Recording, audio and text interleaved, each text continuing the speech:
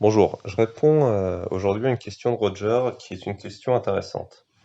En fait, d'un côté, Roger sait qu'il y a venteunique.com qui est vendu à un tarif intéressant aujourd'hui et également, bon voilà, il y a des sociétés dans son CTO qui sont vendues à des tarifs potentiellement intéressants aujourd'hui.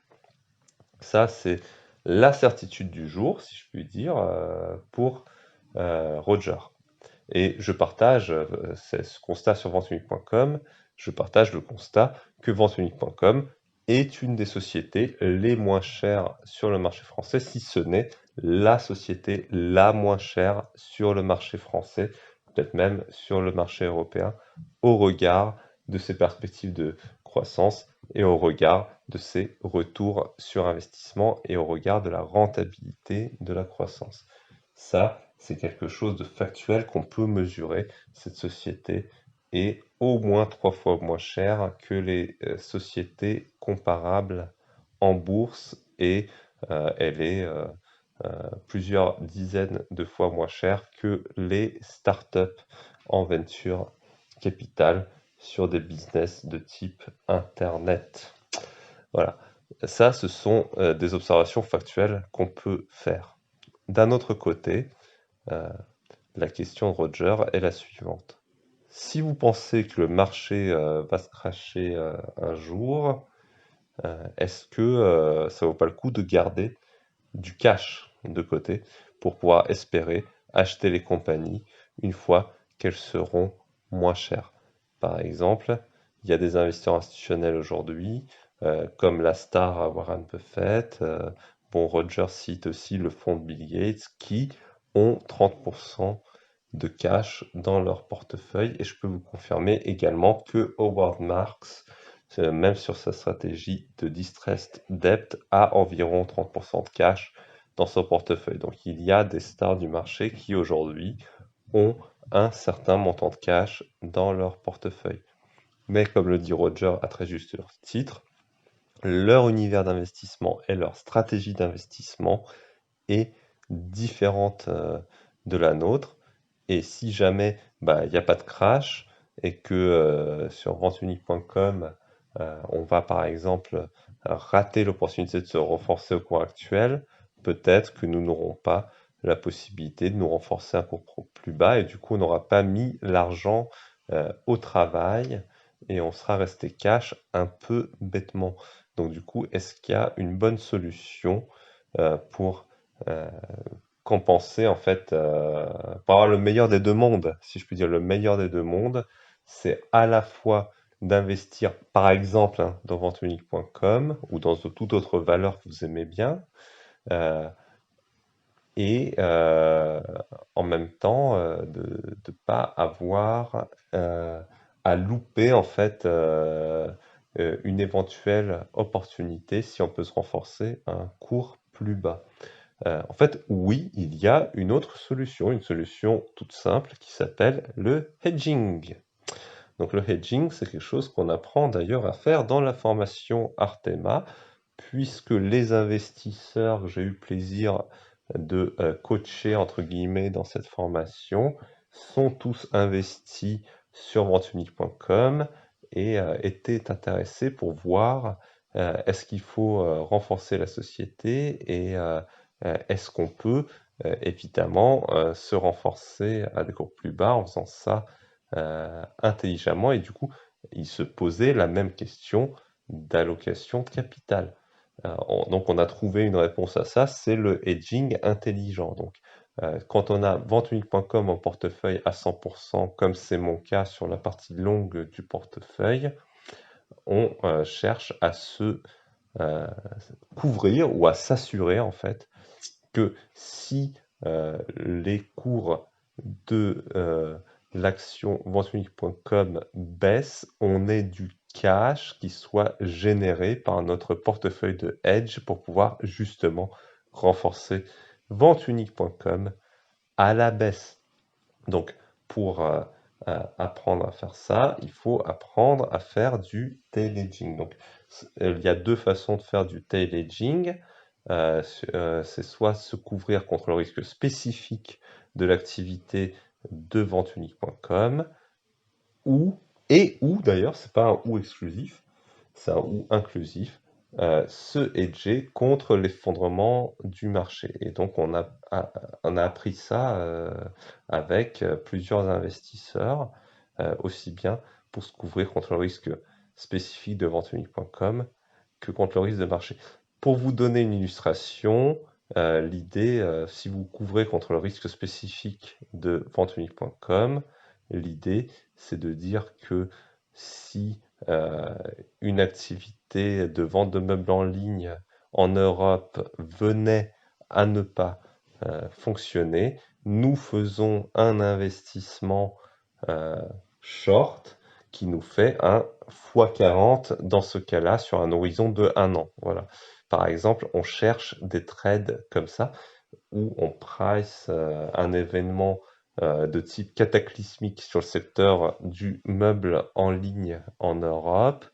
On regarde comment le marché price cet événement, quelle probabilité il accorde selon ce pricing, et grâce voilà, au fait que le marché accorde une très faible probabilité à ce type d'événement, vous pouvez trouver des options qui vous permettent réellement d'espérer faire un x40 sur votre portefeuille de hedge dans le cas où l'activité de vente en ligne en Europe de venteunique.com ne prendrait pas.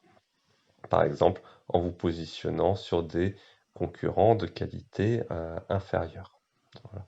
Donc, dans ce cas-là, si notre investissement dans venteunique.com ne tournait pas bien, on peut se dire qu'on va accorder 1 à 2% du portefeuille euh, en assurance, c'est-à-dire on va allouer 1 à 2% du portefeuille pour assurer notre investissement dans venteunique.com. Et donc, par exemple, si j'assure euh, avec 2% de mon portefeuille mon investissement dans venteunique.com et que le contrat d'assurance euh, est enclenché, par exemple parce qu'il y a des problèmes sur le secteur du meuble en ligne actuellement à cause de l'approvisionnement en Asie. Évidemment, je cherche des sociétés qui ont ce type de problème si je veux me couvrir. Euh, à ce moment-là, en prenant ma couverture, je vais faire x10, x20, x30, x40 en 1 an selon l'ampleur de ce problème. Et dans ce cas, mon portefeuille sera assuré. Dans le cas où mon assurance n'est pas déclenchée, évidemment, je perds 2% de mon portefeuille, mais ces 2% de mon portefeuille m'ont permis de m'exposer à 100% à venteunique.com sur la partie longue, sans avoir à couvrir de risques superflus. Bon, aujourd'hui, l'exemple de hedge, par exemple, que je donne en formation à ceux qui la suivent, ce hedge sur les 5 derniers jours, il a fait une performance de 17,6% alors que le cours de l'action venteunique.com est passé de 16 à 15,5. Donc le hedge pour l'instant a l'air de jouer son rôle.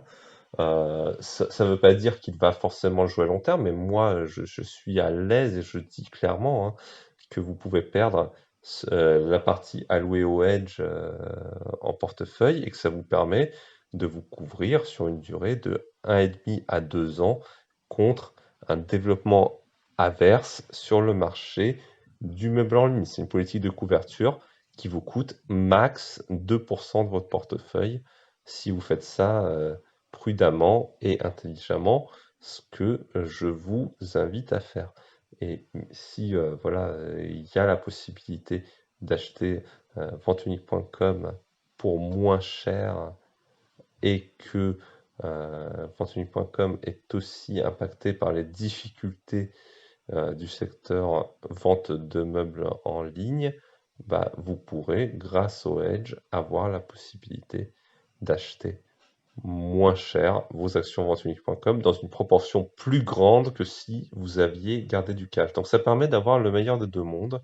Ça permet d'avoir la plus grande exposition possible à venteunique.com d'un côté, sur la partie longue de votre portefeuille, et sur la partie assurance, vous générerez plus de cash, probablement, que si vous aviez simplement gardé du cash en portefeuille. Voilà, tout ça au prix de 1 à 2% de votre portefeuille selon comment vous structurez votre hedge et l'événement que vous choisissez pour votre couverture en fait. Voilà. Il y a aussi des possibilités de se couvrir contre le risque de marché en général qui sont absolument pas chères aujourd'hui. Vous pouvez mélanger les deux démarches de couverture, vous pouvez faire plein de choses. Moi, je pense en tout cas qu'un petit investisseur, plutôt que de garder du cash, il a intérêt à savoir assurer un petit peu son portefeuille aujourd'hui.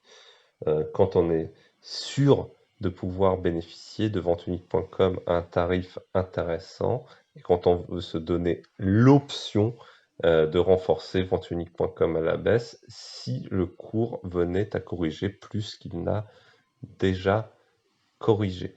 Donc voilà, je pense que c'est quelque chose que ça vaut le coup d'apprendre à faire. C'est pas quelque chose que je vais expliquer en podcast parce que en plus c'est un sujet technique où généralement on a des questions en face de la part des investisseurs. On regarde plusieurs types d'événements.